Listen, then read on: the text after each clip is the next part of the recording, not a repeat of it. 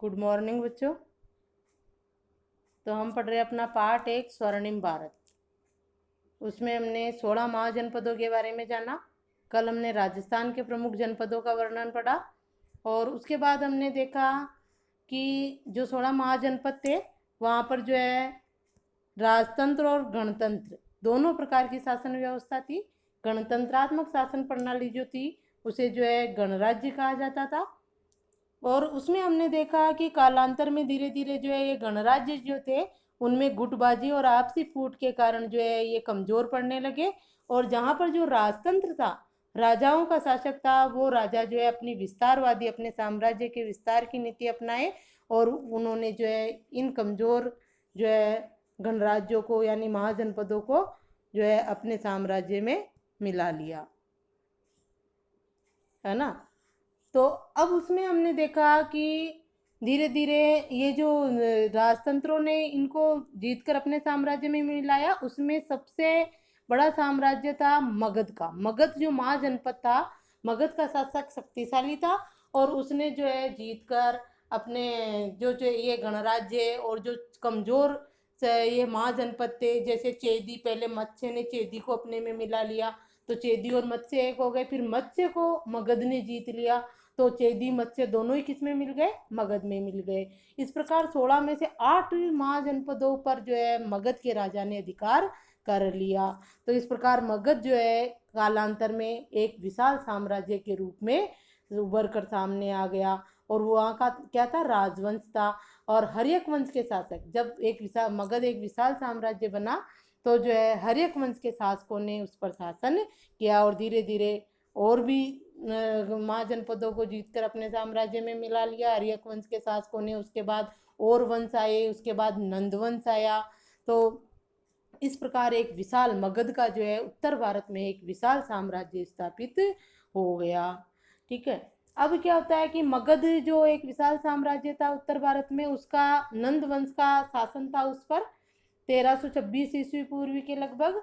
तो वह उसका शासक था ये घनानंद, नंद वंश का शासक था घनानंद, जो बहुत ही विलासी शासक था और अपने ऐशो आराम के लिए जो है कर्जा प्रजा पर जो उसने खूब कर लाद रखे थे और प्रजा की तरफ कोई ध्यान नहीं देता था। वो खुद भी विलासी था तो उसके कर्मचारी मंत्री संतरी सब क्या थे, विलासी थे। तो इससे जो है प्रजा उस नंद वंश के शासक घनानंद के समय परेशान थी। एक तो राजा ऐसा विलासी और अत्याचारी, दूसरा जो है यूनानी आक्रमण हो रहे थे भारत पर, तो वो यूनानी आक्रमणों के कारण भी जो है प्रजा परेशान थी। और उन प्रजा उस समय ऐसा शासक चाहती थी जो उनकी रक्षा कर सके, यूनानी आक्रमणकारियों को जो है भगा सके, खदेड़ सके।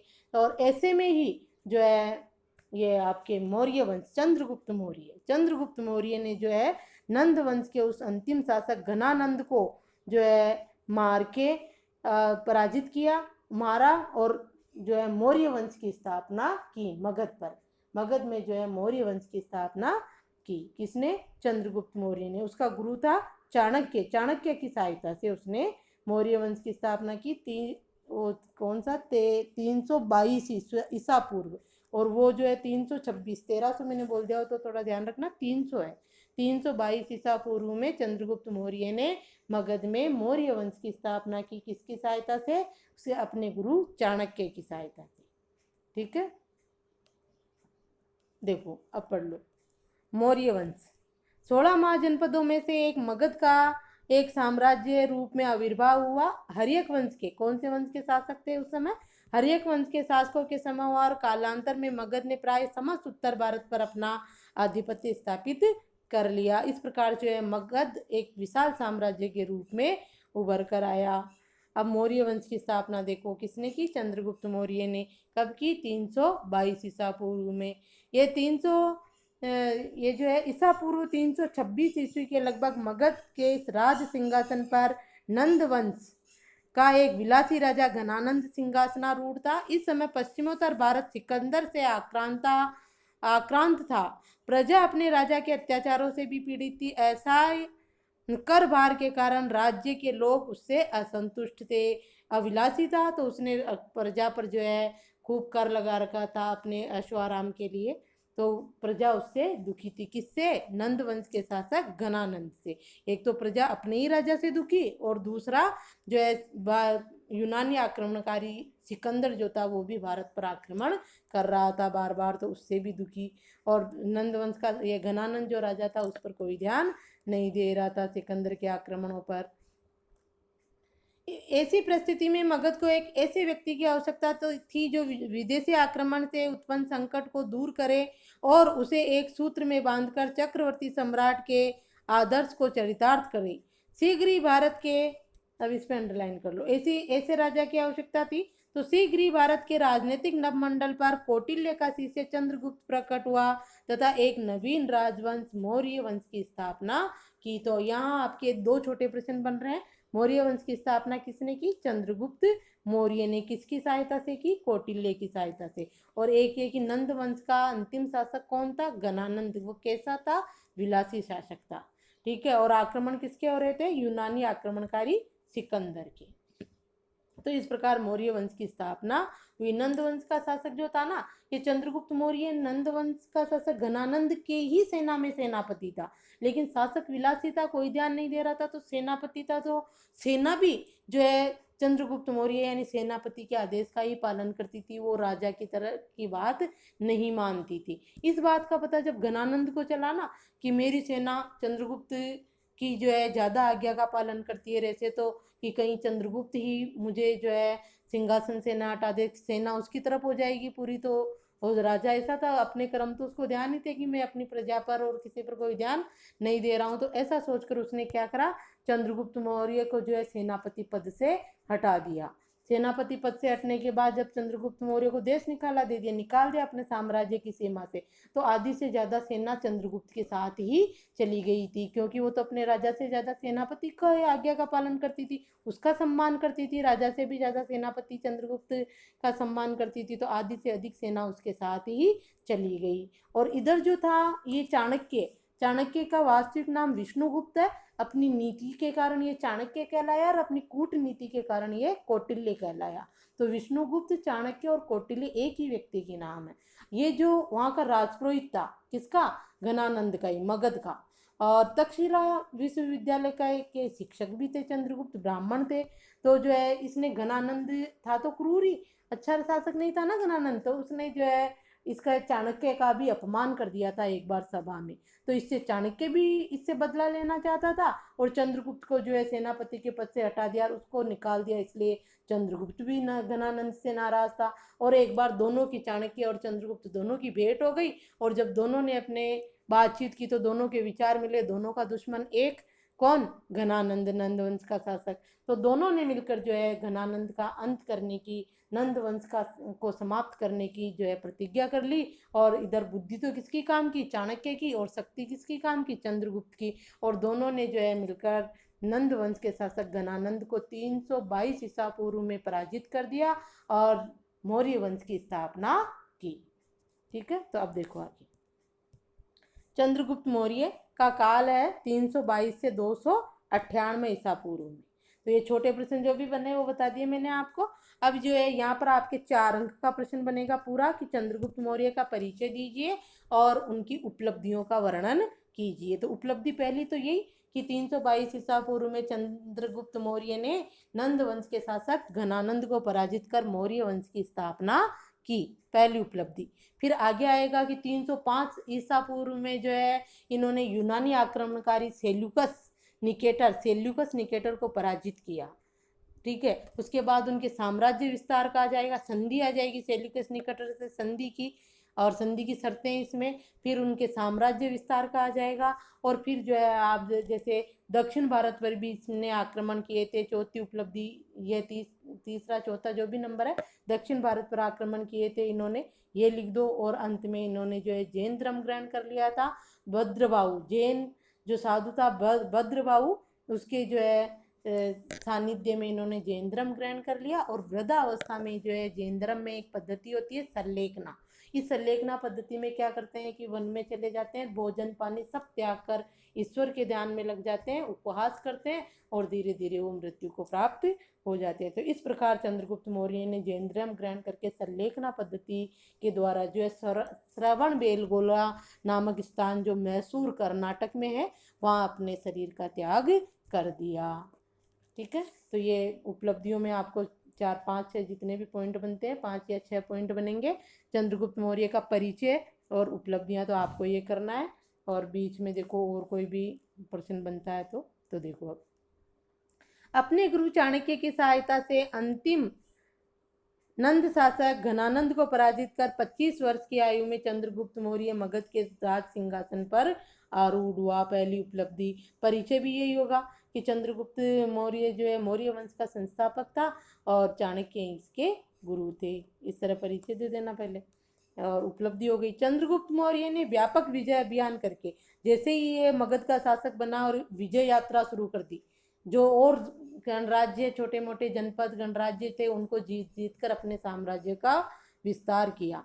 तो चंद्रगुप्त मौर्य ने व्यापक विजय अभियान करके प्रथम अखिल भारतीय साम्राज्य की स्थापना की। ये स्थापना है, ये शब्द जो है ना स्थापना, स्थापना की। ठीक है, तो दूसरी उपलब्धि भी लिख सकते हो आप कि चंद्रगुप्त मौर्य ने शासक बनते ही व्यापक विजय अभियान किया और अखिल भारतीय साम्राज्य की स्थापना की। उपलब्धि में पहला यही आ जाएगा, साम्राज्य की स्थापना की। दूसरा ये आ जाएगी उपलब्धि में। तीसरा ये 305 ईसा पूर्व में यूनानी शासक सेल्यूकस निकेटर को पराजित किया, यहाँ तक की तीसरी उपलब्धि। और फिर होगा संधि। सेल्यूकस निकेटर जो है चंद्रगुप्त मौर्य से बहुत प्रभावित हुआ, इनके साहस से बुद्धि चातुर्य से बहुत प्रभावित हुआ और उसने जो है संधि कर ली। कुछ क्षेत्र सेल्यूकस ने जीते, कई बार जो है चंद्रगुप्त ने सेल्यूकस को पराजित भी कर दिया। तो दोनों में संधि हुई। संधि की शर्तें हैं कि सेल्यूकस ने जो है 500 हाथी चंद्रगुप्त से लिए। संधि हो जाने के बाद सेल्यूकस ने चंद्रगुप्त से 500 हाथी लेकर पूर्वी अफगानिस्तान बलूचिस्तान और सिंधु नदी के पश्चिम का क्षेत्र चंद्रगुप्त को दे दिया। चंद्रगुप्त ने 500 हाथी दिए, संधि है, दोनों ने समझौता कर लिया। चंद्रगुप्त ने 500 हाथी सेल्यूकस को दिए और उसने जो है ये जीते हुए प्रदेश अफगानिस्तान बलूचिस्तान सिंधु नदी का क्षेत्र चंद्रगुप्त को दे दिया। ये संधि की पहली शर्त। ये भी 4 नंबर का प्रश्न बन सकता है आपका कि चंद्रगुप्त का जो है परिचय दीजिए, चंद्रगुप्त मौर्य का परिचय दीजिए और सेल्यूकस निकेटर के साथ हुई संधि की शर्तें बताइए। दूसरी शर्त कि जो है सेल्यूकस निकेटर ने अपनी पुत्री का नाम था हेलना का विवाह चंद्रगुप्त से कर दिया। तीसरी शर्त कि मेगस्तीनीज को अपने राजदूत के रूप में चंद्रगुप्त मौर्य के दरबार में भेजा। मेगस्तीनीज का नाम पहले भी सुना होगा आपने। मेगस्तीनीज जिसने इंडिका नामक पुस्तक लिखी, कौन था मेगस्तीनीज? कौन था मेगस्तीनीज? यूनानी शासक सेल्यूकस निकेटर का राजदूत था, जो किसके दरबार में रहा? चंद्रगुप्त मौर्य के दरबार में। और इसने इंडिका नामक पुस्तक लिखी, भारत का भ्रमण किया और भारत की उस समय की राजनीतिक सामाजिक आर्थिक धार्मिक सभी स्थितियों को अपनी पुस्तक इंडिका, पुस्तक का नाम क्या है? मेगस्तीनीज की पुस्तक का नाम इंडिका नामक पुस्तक लिखी। तो 1 नंबर में पूछा जा सकता है। ये संधि की शर्तें हो गई किसके? सेल्यूकस निकेटर और चंद्रगुप्त मौर्य के। अब आगे देखो, 4 नंबर में पूछी जा सकती तो अलग से लिखोगे आप इनको। आगे चंद्रगुप्त के विशाल साम्राज्य, यहाँ से ये अंडरलाइन कर लो, ये भी पूछा जा सकता है 4 नंबर में कि चंद्रगुप्त मौर्य ने मौर्य वंश की स्थापना कैसे की और अपने उनके साम्राज्य विस्तार का के बारे में बताइए। तो ये साम्राज्य विस्तार देखो, चंद्रगुप्त के विशाल साम्राज्य में काबुल, हेरात, कंधार, बलूचिस्तान, पंजाब, गंगा यमुना का मैदान, बिहार, बंगाल, गुजरात, विंध्य और कश्मीर के भूभाग सम्मिलित थे। ये चंद्रगुप्त मौर्य का साम्राज्य विस्तार। प्रश्न क्या बन सकता है कि चंद्रगुप्त मौर्य का परिचय दी। चंद्रगुप्त मौर्य ने मौर्य वंश की स्थापना कैसे की या कब की और उनके साम्राज्य विस्तार के बारे में बताइए, या सब चंद्रगुप्त मौर्य के साम्राज्य विस्तार को समझिए, इस तरह का प्रश्न। तो इसमें यह है साम्राज्य विस्तार, कहाँ कहाँ तक उनका साम्राज्य। काबुल, काबुल कहाँ है? अफगानिस्तान की राजधानी है भी वर्तमान में, तो वहाँ तक था। कंधार, बलूचिस्तान, गंगा यमुना का मैदान, बंगाल इधर आ जाता है, अपने पश्चिमी बंगाल, बिहार, विंध्य, कश्मीर, इन सब भागों पर चंद्रगुप्त मौर्य का शासन था। ठीक है, तो ये साम्राज्य विस्तार हो गया। 2-3 तरह के जो है बन सकते हैं आपके। ये 4 नंबर के प्रश्न भी इसमें। आगे देखो, तमिल ग्रंथ अहनानूर और मुरनानूर से विदित होता है कि चंद्रगुप्त मौर्य ने दक्षिण भारत पर आक्रमण किया था। ये 1 नंबर का प्रश्न बनता है कि तमिल ग्रंथ अहनानूर और मुरनानूर से हमें क्या जानकारी मिलती है। तो उत्तर क्या होगा, तमिल ग्रंथ अहनानूर और मुरनानूर से हमें जानकारी मिलती है कि चंद्रगुप्त मौर्य ने दक्षिण भारत पर भी आक्रमण किया था। या उल्टा भी पूछा जा सकता है कि चंद्रगुप्त मौर्य ने दक्षिण भारत पर आक्रमण किया था, ये जानकारी हमें किससे मिलती है। तो किससे मिलती है, तमिल ग्रंथ अहनानूर और मुरनानूर से। तो 1 नंबर का प्रश्न है ये। उपलब्धियां यहाँ तक ही हो जाएगी, है ना, साम्राज्य विस्तार भी उपलब्धि में आएगा और फिर ये जैन धर्म की दीक्षा वाला आ जाएगा। आगे देखो, वृद्धावस्था में उसने भद्रबाहु से जैन दीक्षा ली। भद्रबाहु एक जैन मुनि है ना, जैन मुनि से पहले हिंदू धर्म में था चंद्रगुप्त मौर्य, फिर इन्होंने जो है जैन धर्म ग्रहण कर लिया, जैन धर्म से दीक्षा ली और उसने 298 298 ईसा पूर्व में श्रवण बेलगोला, मैसूर, जो अभी कौन से राज्य में, कर्नाटक में उपवास करके अपना शरीर त्याग दिया। इस तरह उपवास, जैन धर्म में इस तरह उपवास करके शरीर त्यागने की पद्धति को क्या कहते हैं, सल्लेखना। ठीक है, और इस प्रकार से जो है चंद्रगुप्त मौर्य ने 322 से 298 ईसा पूर्व तक जो है शासन किया। ये ईसा पूर्व है ना, इसलिए उल्टा चलता है ये, 322 से 298 इस तरह। अब है बिंदुसार। बिंदुसार जो है चंद्रगुप्त मौर्य का पुत्र था और चंद्रगुप्त मौर्य का उत्तराधिकारी भी था। तो चंद्रगुप्त बिंदुसार के बारे में देखो, जो 298 ईसा पूर्व में शासक बना और 272 ईसा पूर्व तक मगध पर इसने जो है शासन किया। मगध साम्राज्य की तो शासक थे ये। तो देखो बिंदुसार, देखो बिंदुसार चंद्रगुप्त मौर्य का पुत्र व उत्तराधिकारी था। प्रश्न 1 नंबर का पूछा जा सकता है, बिंदुसार कौन था। ठीक है, तो बिंदुसार कौन था, चंद्रगुप्त मौर्य का पुत्र और उत्तराधिकारी, जिसे यूनानी लेखक अमित्रोचेटस कहते थे। ये एक एक नंबर के, ये 1 नंबर का प्रश्न ये कि बिंदुसार कौन था। ठीक है, प्रश्न दूसरा, यूनानी लेखक बिंदुसार को क्या कहते थे, अमित्रोचेटस। दूसरा प्रश्न 1 नंबर का, वायु पुराण में बिंदुसार को क्या कहा गया, भद्रसार। और जैन ग्रंथों में बिंदुसार को क्या कहा गया, सिंहसेन। ये 4 प्रश्न बन रहे हैं 1 1 नंबर के, यहाँ हर लाइन में प्रश्न है। आ गया समझ आपके। बिंदुसार कौन था, चंद्रगुप्त मौर्य का पुत्र उत्तराधिकारी। यूनानी लेखक क्या कहते थे, अमित्रोचेटस। वायु पुराण में क्या कहा गया बिंदुसार को, भद्रसार। और जैन ग्रंथों में सिंहसेन कहा गया। 4 प्रश्न बन गए यहाँ 1 1 नंबर के। अब आगे देखो, उसने सुदूरवर्ती दक्षिण भारतीय क्षेत्रों को भी जीतकर मगध साम्राज्य में मिला लिया था। जिन पर चंद्रगुप्त मौर्य ने आक्रमण किया था ना दक्षिण भारत पर, चंद्रगुप्त मौर्य उनको नहीं जीता था। ये जानकारी हमें अहनानूर और मुरनानूर से मिलती है। लेकिन जो है बिंदुसार ने दक्षिण भारतीय क्षेत्र के राज्यों को भी जीतकर मगध साम्राज्य में सम्मिलित कर लिया था। ठीक है, दिव्यावधान के अनुसार इसके शासनकाल में तक्षशिला में 2 विद्रोह हुए। ये अंडरलाइन कर लो, ये भी प्रश्न है। दिव्यावधान एक बौद्ध ग्रंथ है। दिव्यावधान के अनुसार इसके शासनकाल में तक्षशिला में 2 विद्रोह हुए, जिसका दमन करने के लिए पहले अशोक और बाद में सुसीम को भेजा गया। तो प्रश्न क्या बनेगा कि दिव्यावधान से हमें क्या जानकारी मिलती है, या बौद्ध ग्रंथ दिव्यावधान से हमें क्या जानकारी मिलती है। तो हम लिखेंगे बौद्ध ग्रंथ दिव्यावधान से हमें जानकारी मिलती है कि बिंदुसार के शासनकाल में तक्षशिला में 2 विद्रोह हुई। ठीक है, उल्टा भी पूछा जा सकता है कि बिंदुसार के शासनकाल में तक्षशिला में 2 विद्रोह हुए। ये जानकारी हमें कहाँ से मिलती है, तो कहाँ से मिलती है, बौद्ध ग्रंथ दिव्यावधान से। और उसको दबाने के लिए पहले अशोक गया उसका दमन करने के लिए, और फिर कौन गया, उसी का पुत्र सुसीम। बिंदुसार के, आपने सुना होगा ना, अशोक अपने 99 भाइयों को मारकर जो है शासन पर बैठा था, मगध का शासक बना था। ऐसा है, अशोक नाटक भी आता था। बिंदुसार के 16 रानियां थी। आगे देखो, अब इसमें 1 1 नंबर के प्रश्न खूब सारे हैं, 4 5 तो हो गए। अब यह है, बिंदुसार के राज दरबार में यूनानी शासक एंटीयोकस प्रथम ने डाइमेकस नामक व्यक्ति को राजदूत के रूप में नियुक्त किया। और प्लिनी के अनुसार मिस्र नरेश फिलाडेल्फस जिसको मेली द्वितीय कहते थे, किसको, फिलाडेल्फस को, जो कहाँ का शासक था, मिस्र का, ने डायनिसियस नामक मिस्री राजदूत बिंदुसार के दरबार में भेजा। तो यहाँ पर भी एक नंबर का प्रश्न बनता है कि बिंदुसार के दरबार में कौन, दो विदेशी राजदूत आए। तो कौन कौन आए, डायमेकस और डायनिसियस। ऐसा प्रश्न आता है कि बिंदुसार के दरबार में कौन, दो विदेशी राजदूत आए, तो आपको यही लिखना है कि बिंदुसार के दरबार में दो विदेशी राजदूत डायमेकस और डायनिसियस आए। ठीक है। अलग से भी पूछा जा सकता है कि बिंदुसार के दरबार में यूनानी शासक एंटियोकस प्रथम ने किसको भेजा, राजदूत बनाकर किसको भेजा, तो फिर आपको अलग से ध्यान रखना है कि यूनानी शासक ने डायमेकस को भेजा और मिस्र के नरेश ने डायनिसियस को भेजा। तो यहीं पर आपके तीन प्रश्न बनेंगे। एक साथ भी पूछा जा सकता है कौन राजदूत आए, तो दोनों के नाम लिखने हैं। और यूनानी शासक ने किसको भेजा, डायमेकस को। मिस्र नरेश ने किसको भेजा, डायनिसियस को। ठीक है। तो इस तरह से किसी भी प्रकार का एक नंबर का प्रश्न बन सकता है। ये हो गया आपके अशोक और बिंदुसार।